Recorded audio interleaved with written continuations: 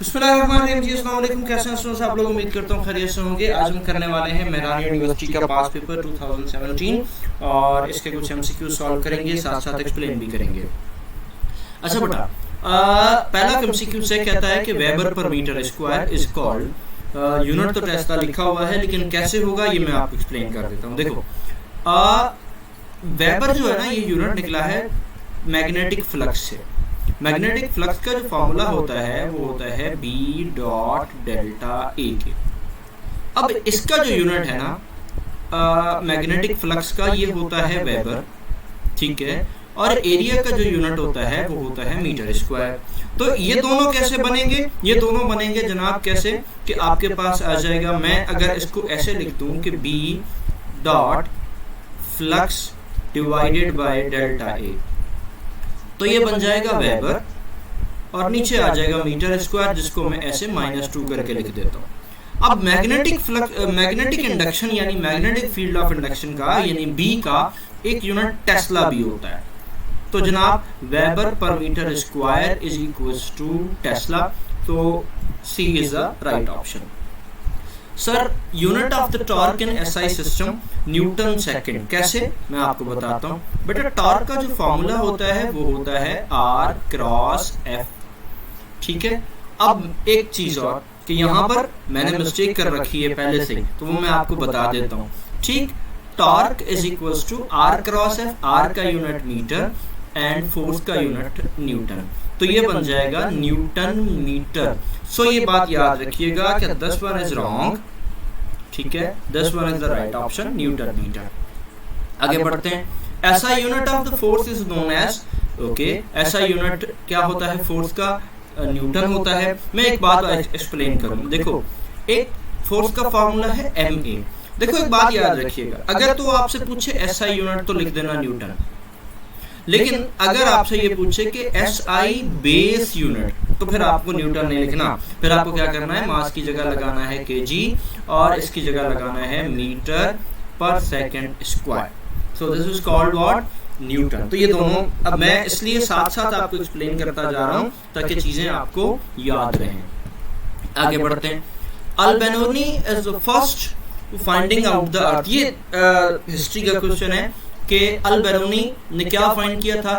तो जनाब diameter of the अर्थ पे इसने अर्थ ऑर्बिट का जो है वो फाइंड किया था।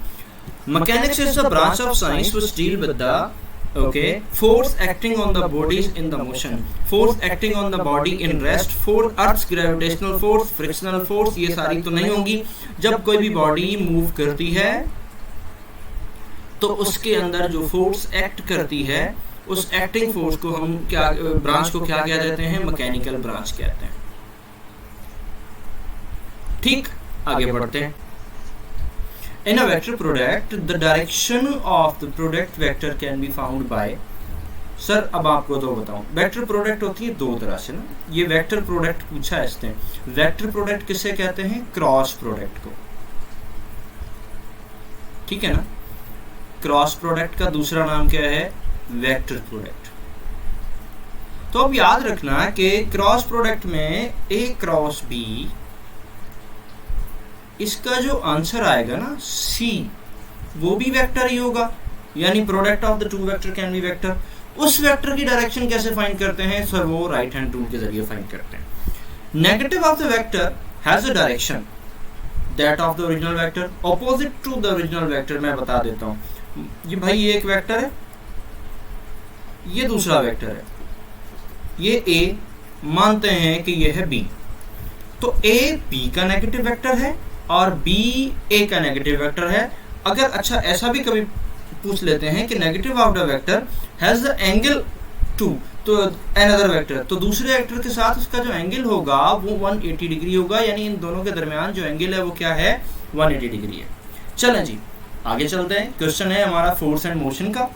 फोर्स एंड मोशन का क्वेश्चन है, कहता है if the velocity of the body is decreasing, यानी किसी भी बॉडी की वेलोसिटी डिक्रीज हो रही है। मानो एक बॉडी है, वो बॉडी इस डायरेक्शन में ऐसे चल रही है और उसकी वेलोसिटी जो है वो क्या होती है?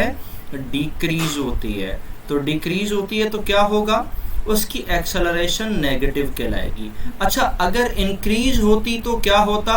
अगर इंक्रीज होती तो उसकी एक्सेलरेशन पॉजिटिव कहलाती, और अगर चेंज नहीं होती यानी कांस्टेंट होती तो क्या होता? वेलोसिटी कांस्टेंट होती तो क्या होता? फिर एक्सेलरेशन होती ही नहीं, एक्सेलरेशन 0 हो जाती। ठीक हो गया जी, आगे चलते हैं। नेक्स्ट क्वेश्चन हमारे पास है 9, product of the mass and velocity P, product of the mass and velocity P is equals to mv। Sir इसे मोमेंटम कहते हैं।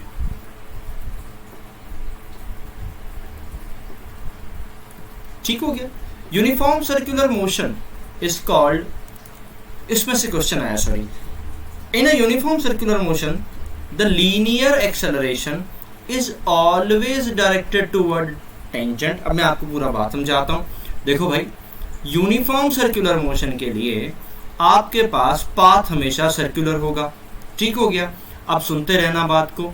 इस मोशन में ये इसका कहलाएगा सेंटर। ठीक है, इस सेंटर से ये इसका कहलाएगा रेडियस r। ठीक है, तो यहां से जो लीनियर एक्सेलरेशन होगी ना, दो तरह की एक्सेलरेशन होती है, एक होती है एंगुलर एक्सेलरेशन, एक होती है लीनियर एक्सेलरेशन। लीनियर एक्सेलरेशन हमेशा इस डायरेक्शन में होगी, ऐसे। ठीक है, और इस डायरेक्शन को हम टेंजेंशियल एक्सेलरेशन कहते हैं। सर टेंजेंशियल क्यों कहते हैं? टेंजेंट क्यों लफ्ज लिखा है? देखो, ये मैथमेटिक्स की टर्म है कि फॉर एग्जांपल कोई भी एक ऐसी लाइन जो कि किसी भी सर्किल के सरकम से किसी एक पॉइंट पर मिले, ये देखो एक पॉइंट पर मिल रही है, और रेडियस के साथ अगर उसका एंगल 90 डिग्री का होगा तो उसे हम टेंजेंट कहलाएंगे, वो टेंजेंट कहलाएगी। यानी आसान से लफ्जों में बताऊं, एक छोटा सा सर्किल बनाते हैं अलग से, सही है। इस सर्किल में मानते हैं कि ये है हमारा रेडियस। ठीक हो गया। अब कोई ऐसी लाइन बनाता हूं नीचे की तरफ, ये देखो, तो ये लाइन क्या कहलाएगी? टेंजेंट कहलाएगी। चलो रेडियस अगर मैं यहां बना देता हूं, तो फिर एक लाइन मानो ऊपर की तरफ कर देते हैं, तो ये लाइन भी क्या कहलाएगी? टेंजेंट कहलाएगी। क्यों? क्योंकि ये एक ही जगह पर सरकम से टच हो रही है, दो जगह पर। दो जगह पे कैसे होती है? ये देखो, ये दो जगह पर सरकम से टच हो रही है, ये कभी भी टेंजेंट नहीं कहलाएगा। टेंजेंट किसे कहते हैं? एक ऐसी लाइन जो कि सरकम से एक ही जगह पे टच हो और वो रेडियस के साथ एंगल 90 डिग्री का बना रही हो। ड्राइंग एरर छोड़कर ये 90 डिग्री है। टॉर्क एंड इक्विलिब्रियम का क्वेश्चन आ गया, आगे चलते हैं। When an object is not changes position, okay, एक ऑब्जेक्ट है, कोई भी ऑब्जेक्ट है, मानो गाड़ी शाड़ी है, कोई चीज है, कोई ऑब्जेक्ट है, कोई पत्थर है, कोई बॉल है, ये अपनी जगह पर है, अपनी पोजीशन चेंज नहीं करता, इसका मतलब वो रेस्ट में है। अगर रेस्ट में है तो उसे स्टैटिक इक्विलिब्रियम कहते हैं। स्टैटिक का मतलब रुका हुआ। ठीक हो गया, बात आ गई समझ में, आगे बढ़ते हैं। ग्रेविटेशन का एक टॉपिक आ गया। ठीक है, mass of earth comes out to be, भाई अर्थ का मास जो है वो 5.98 इंटू 10⁻24 है। पक्का रट्टा लगाना है तो जनाब ये रट्टे का क्वेश्चन है। Value of g at a depth of x metre for the value of the earth is calculated with the formula. भाई ये फार्मूला याद करना है, तो ये तो मैं ड्राइव तो नहीं कराऊंगा। जी का फार्मूला देखो क्या कहता है, हम होते हैं जमीन की अर्थ पे, सरफेस पे, यानी हम हैं जमीन के कहां पर, मैं आपको बता देता हूं। देखो मानो ये है जमीन, ये इसका सेंटर, और सर हम पता कहां है, सेंटर वेंटर में नहीं है, हम इधर हैं, इधर। ठीक है, अब यहां पर जो वैल्यू है ना वो है जी, जिसे कहते हैं 9.8 मीटर पर सेकंड स्क्वायर। आपने बहुत दफा सुनी होगी। ओके, अब हम क्या करते हैं कि अंदर की तरफ जाते हैं, इसकी डेप्थ में जाते हैं, ऐसे यहां चले गए। अब यहां चले गए तो जी की वैल्यू 9.8 नहीं रहेगी, अब चेंज हो जाएगी। कितनी चेंज होगी, किस फॉर्मूला के साथ चेंज होगी? उसका फॉर्मूला ये है, क्या? G x is equals to G1 minus x upon R E.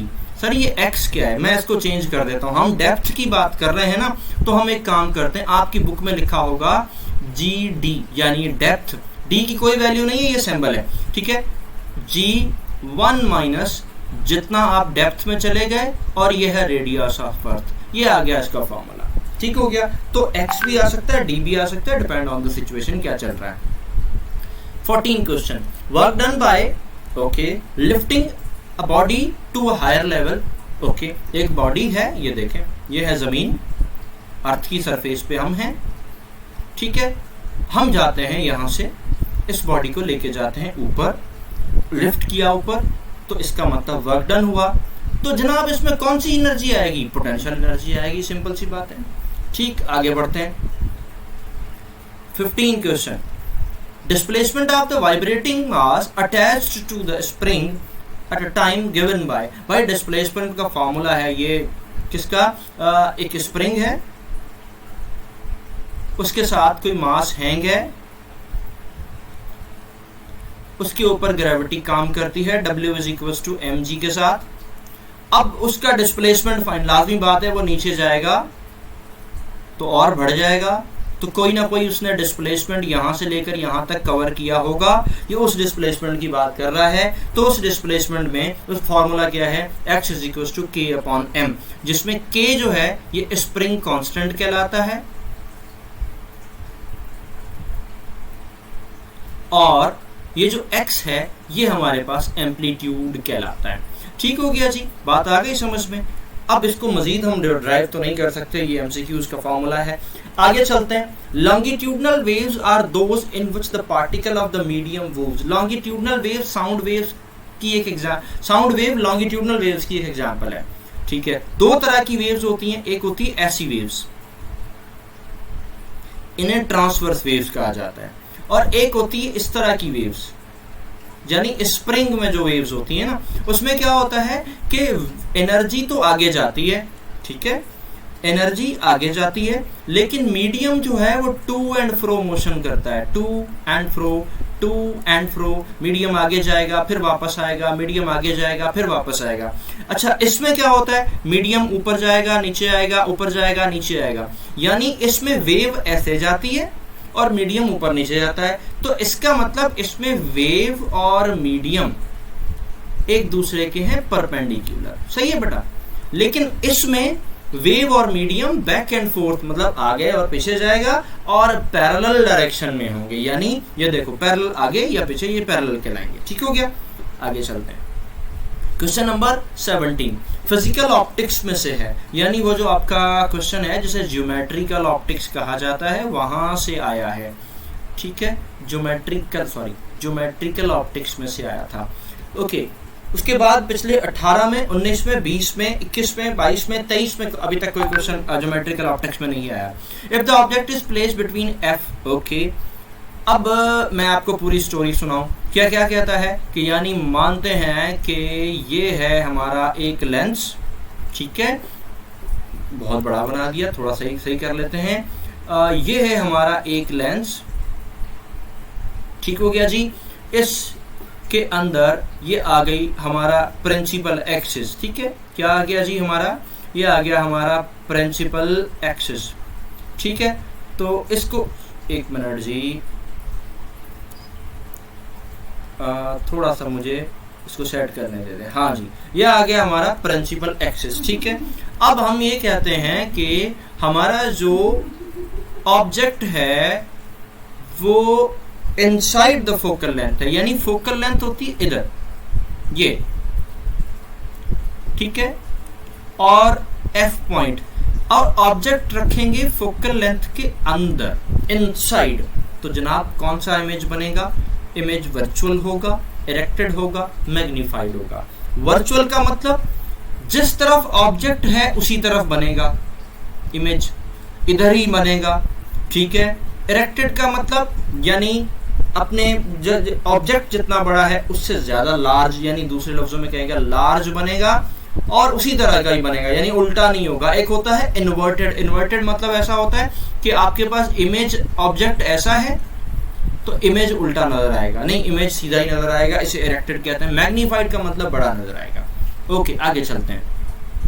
A thermometer is said to be the sensitive if कौन सा थर्मोमीटर ज्यादा सेंसिटिव होता है? क्योंकि quickly takes the temperature of the body in contact, जो ज्यादा जल्दी से बॉडी के टेम्परेचर को अपने कांटेक्ट में ले आता है उसे हम क्या कहते हैं कि ये ज्यादा सेंसिटिव है। Question number 19, 1 coulomb is equal to 1.1 exponent 7 ESU। ESU क्या होता है? मैं पूरा नाम यहाँ पे लिख देता हूँ, इलेक्ट्रोस्टैटिक यूनिट कहा जाता है। E का मतलब इलेक्ट्रो, ठीक है, S का मतलब स्टैटिक और U का मतलब unit. Electrostatic unit is called, हाँ जी, तो ये जनाब CGS सिस्टम में इसे कहते हैं, ठीक है। SI सिस्टम में कूलम क्या कहलाता है? कूलम कहलाते हैं, और जो CGS सिस्टम में उसे कहते हैं 3 एक्सपोनेंट 9। तो 1 coulomb is equal to 3 exponent 9 ESU। आगे चलते हैं जी। Resistivity of the typical metal increase with metal. देखो रेजिस्टिविटी क्या होती है, यानी कोई एक बॉडी है, उसकी 1 मीटर की लेंथ है, उस 1 मीटर की लेंथ में जो टेम्परेचर होगा वो बढ़ेगी और उसे हम क्या कहेंगे? रेजिस्टिविटी। जब टेम्परेचर बढ़ाएंगे तो रेजिस्टिविटी बढ़ जाएगी। आगे चलते हैं।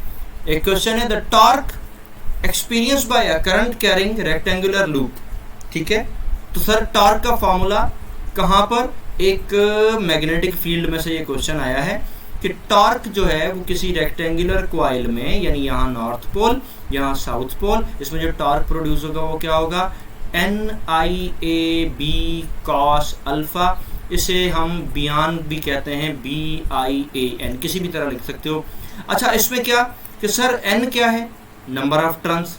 I क्या है? मैं लिख देता हूँ, नंबर ऑफ टर्न्स। I क्या है? करंट।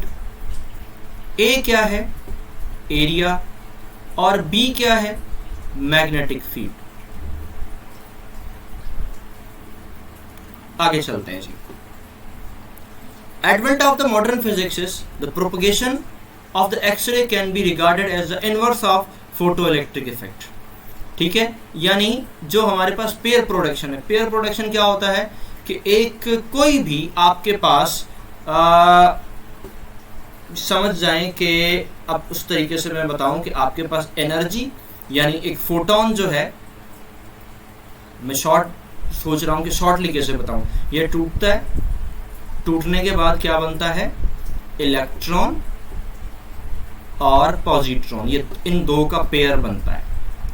तो ये किसका इनवर्स है? ये फोटो इलेक्ट्रिक इफेक्ट का इनवर्स है। तो जनाब ये हो गया 22 क्वेश्चन। आगे चलते हैं 23 पे।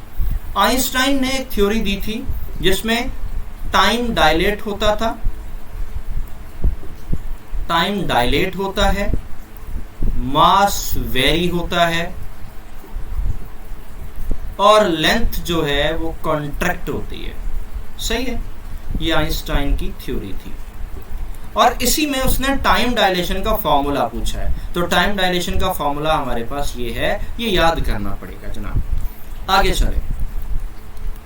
Beta particle ionise, beta particle ionise करता है एटम में से, यानी एटम को, यानी देखो ये आपका न्यूक्लियस, ये 1, ये 2, ये 3, सही है। इसके अंदर क्या क्या मौजूद है? इधर पहले वाले में 2 इलेक्ट्रॉन है, दूसरे में फिर कितने भी हो सकते हैं, हम अब इसकी क्वांटिटी में नहीं जाते, सही है। बीटा के पास क्या होता है सर? बीटा के पास होता है नेगेटिव चार्ज, ठीक है। नेगेटिव चार्ज जब यहां से गुजरेगा इस तरह, ठीक है, तो इन्हें रिपेल करेगा, रिपेल करेगा तो ये इलेक्ट्रॉन बाहर जाएगा और इलेक्ट्रोस्टैटिक रिपल्शन की वजह से क्या होगी हमारे पास, इसमें आयोनाइजेशन हो सकती है। Capture of the neutron by the nucleus result in the formation of radio isotopes. एक न्यूक्लियस है, उसको किसी तरीके से हम एक न्यूट्रॉन दे देते हैं एक्स्ट्रा, ये हमने न्यूट्रॉन दे दिया, या फिर किसी रिएक्शन की वजह से न्यूट्रॉन न्यूक्लियस में आ गया, ठीक है, बढ़ गया, तो क्या होगा कि वो क्या बन जाएगा? रेडियो आइसोटोप बन जाएगा, जिसके अंदर से रेडियो एक्टिविटी जो है वो स्टार्ट हो जाएगी, जिसे हम ये कहते हैं कि अनस्टेबल हो जाएगा। तो बहुत शॉर्ट में बता रहा हूँ, क्योंकि देखिए अब टॉपिक पर तो हम नहीं जा सकते कि कैसे रेडियो आइसोटोप हो जाएगा और क्या हो जाएगा। चलें जी, okay, thank you so much. हमारे 25 क्वेश्चन पूरे हुए। कोई बात समझनी हो, पूछनी हो बताइएगा। दुआओं में याद रखिएगा। अल्लाह हाफ़िज़ नासिर।